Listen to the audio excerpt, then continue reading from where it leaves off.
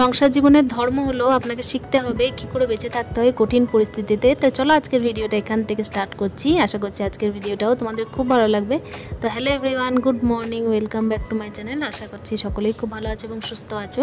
আর ব্লগের শুরুতে বড়দের চরণে প্রণাম, আর ছোটোদেরকে আমার অনেক অনেক ভালোবাসা। কিছু জামা কাপড় ছিল ঘুম থেকে উঠে এই যে মিলে দিয়েছি। তারপর এখন যাব বাথরুম, একটু ফ্রেশ হব, তারপরে তো খাওয়া দাওয়া টিফিনের ব্যবস্থা সব চলবেই। আমরা হোটেল লীলা প্যালেসের সামনাসামনিই আছি, একবারেই সামনাসামনি, একদম ছাদের মধ্যেই রুমটা নিয়েছি, বাচ্চারা যেন একটু খেলতে পায় সেই জন্যই। আর বৃষ্টি এদিকে প্রচণ্ড পরিমাণে, দেখছে ছাদে একদম কাদা কাদা হয়ে আছে। প্রত্যেক দিন এত বৃষ্টি হয়, আমাদের ওইদিকে বৃষ্টি নেই, আর এদিকে প্রচণ্ড পরিমাণ বৃষ্টি। কালকে হোটেলে এসেই যে সমস্ত জামা কাপড়গুলো কাঁচা হয়েছিল, বৃষ্টি তো সেই টাইমে প্রচুর পড়ছিল, তো সেগুলো এখন কিন্তু রোদে মিলে দেব।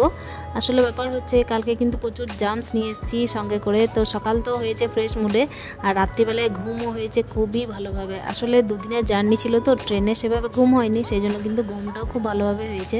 পরিস্থিতি যে কাকে কোন জায়গায় এনে দাঁড় করায় তার তো কোনো নিশ্চয়তা নেই। তো দেখো তার জন্যই কিন্তু সকালটা আজকে হয়েছে এই যে ব্যাঙ্গালোরে।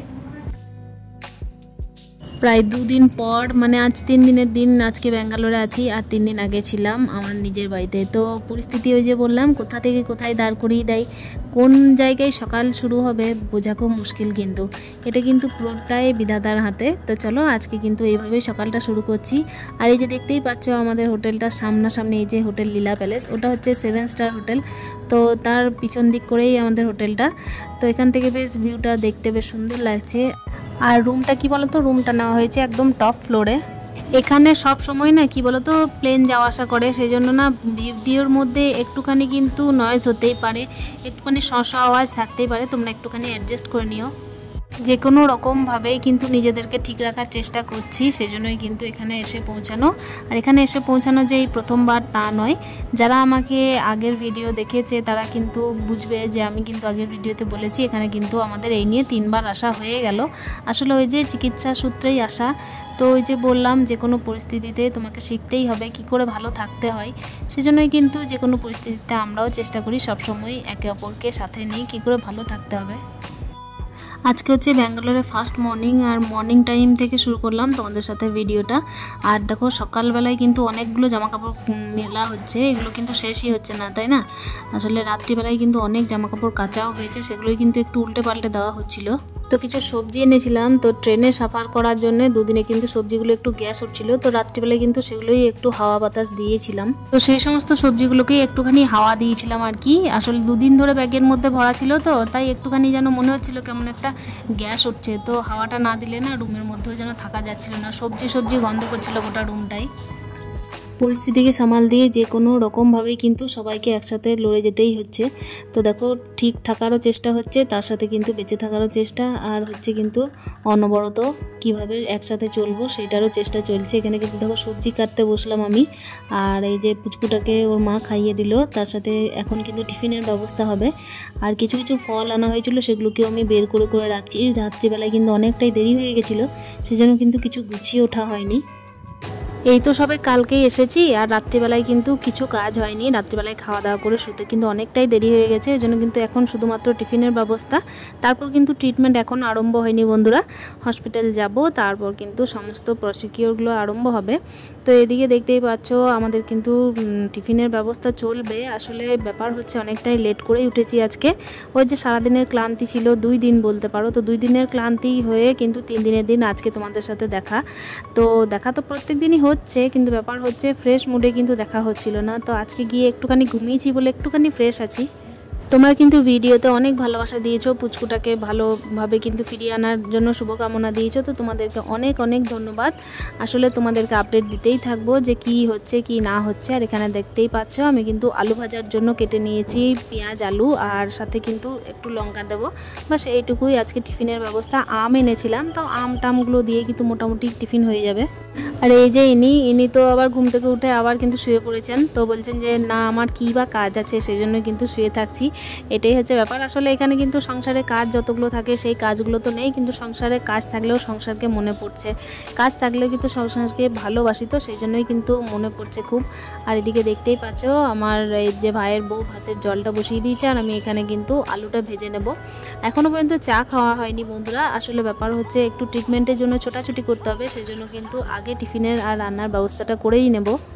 আজ একটু হালকা পাতলাই রান্না হবে। আসলে ব্যাপার হচ্ছে সকাল দিকটা আমরা একটুখানি ডাক্তারের পিছনেই দেবো বলে ঠিক করেছি, সেজন্যই কিন্তু আজকে একটু তাড়াহুড়োর মধ্যেই থাকবে সমস্ত কিছু। কেন কি স্নান টান সারতে হবে, তারপর এদিকে টিফিন করে এদিকে ডাক্তারের জন্য ছোটাছুটি। আর মেন বিষয়টাই হচ্ছে ডাক্তারি, তখন তো ডাক্তারের ব্যাপারটাই আগে দেখতে হবে, তাই না?